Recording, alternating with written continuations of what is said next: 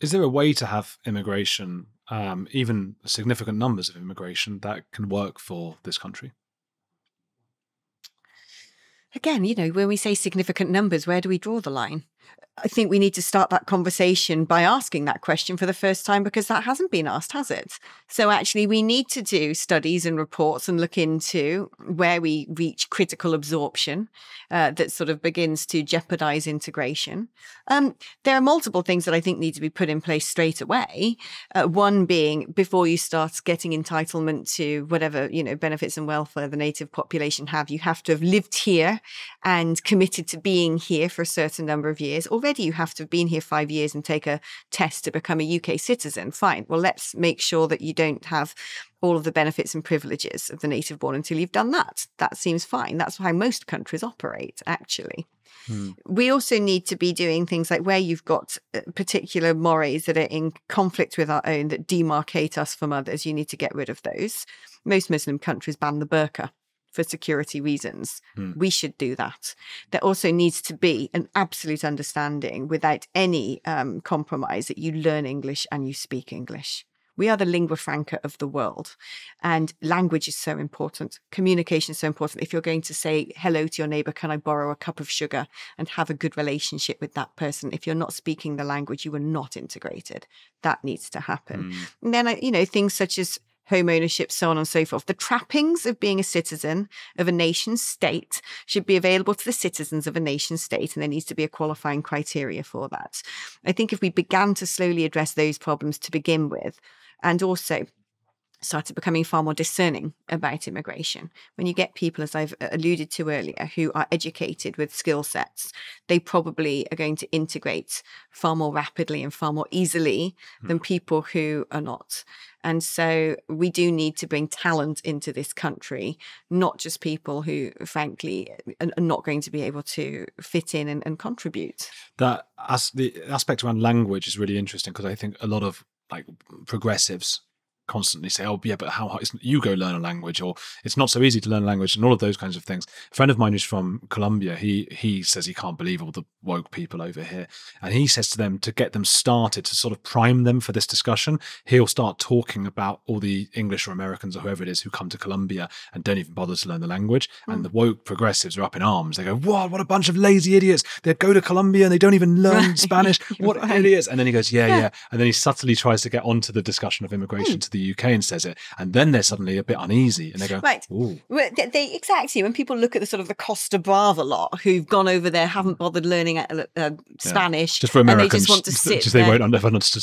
Oh, right, Costa Brava is sort of like a cheap holiday resort on the southern coast of Spain. You get a lot of Brits who might go and settle there, who, want to sit there and drink a pint of lager, don't speak Spanish, want to eat their full English breakfast and watch the football. And like you said, the woke lot look at them as revolting. How can you go to Spain and not integrate? Yeah. There we go. But do you know what? The whole point is, and I talked earlier about the concept of luxury ideology. Wokeism is about classism. It's that simple. Once upon a time, before globalization and the latest technological revolution, if you were wealthy, you could get on an aeroplane, go on holiday and come back with a tan. You could buy a new car. You could have a smartphone. Well, actually, things like finance and short haul flights means that those things are accessible to the vast majority of people. So how do you now show your status? You show that you have all this privilege and tolerance because you are not at the sharp end of the things that the working classes are. Then you can sneer upon them as ignorant, and suddenly a way to elevate and show that you are someone special, that you are, superior, is to have this faux sense of moral superiority and point at everybody else and go, they are, dreadful. That's what wokeism is. It's classism in disguise. La nostalgie de la boue, as they say in France, the nostalgia of the mud. A lot of this has happened like 100 years ago, and a lot of French middle class people would, to separate themselves from others who, as you say, were able to afford things that they had exclusively been able to afford, would then go back the other way and sort of wear bad, horrible clothes and all of these kinds of things to sort of show that they were these big lefty woke. I mean, woke wasn't a word back then, of course, le wokeisme or whatever. So it's this nostalgia for mud kind of thing.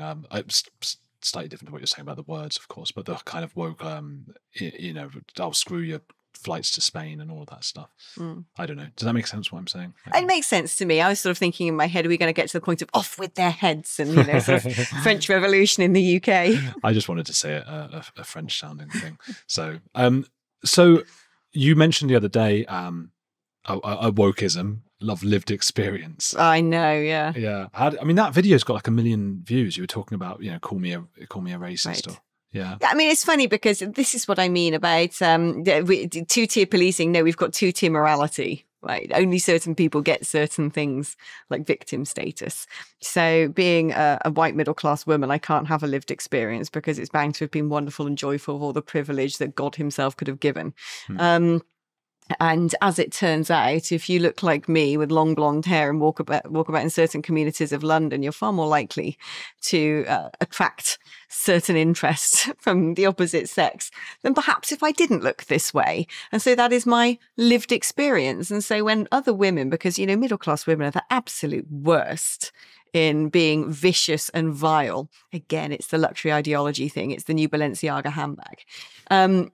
When they say, this has never happened to me, I don't recognize you, you disgust me, you don't stand up for womanhood, I'm like, all right, you live in leafy Hampstead, you're 50 years old, you probably get Ubers and don't get the tube. So no, actually, you probably don't have what I have. Mm-hmm. I mean, that's just true. We can all play that game if we want to. If my experience is going to be different to yours based upon, my particular qualities. Again, you cannot have a monopoly on these things that's given to just one set of people. And this is what is behind the whole, eruption now of the white working classes in the United Kingdom going berserk. Yeah. They're fed up with this. What was the reaction to that video? Because as I say, it exploded. I mean, have you been shouted at a lot? I don't look at one. No, I haven't actually. I don't read comments of things. I think that I'm a broadcaster and I'm here to do work. I'm not here to sort of infinitesimally ruminate on, whether people are saying nice things or unpleasant things. Every now and then when I glance down comments, I'm usually quite reassured that the vast majority of people on my side. But you only have to see one thing that is particularly horrible and vicious that it can throw you off balance. And I don't need to be thrown off balance right now because my work is important. But what I have had is a lot of messages from women, lots, particularly via Instagram. That seems to be the sort of most female-friendly platform. I don't really use it, but I'm now making sure I read my messages regularly because a lot of women are getting in touch with me saying, thank you so much for speaking about this. And I'm getting so many testimonials. And I'm thinking to myself at some point, I might just keep them anonymized, but copy and, clip all these things, screen grab them and create a tableau of the sort of messages I've received of other people's lived experiences.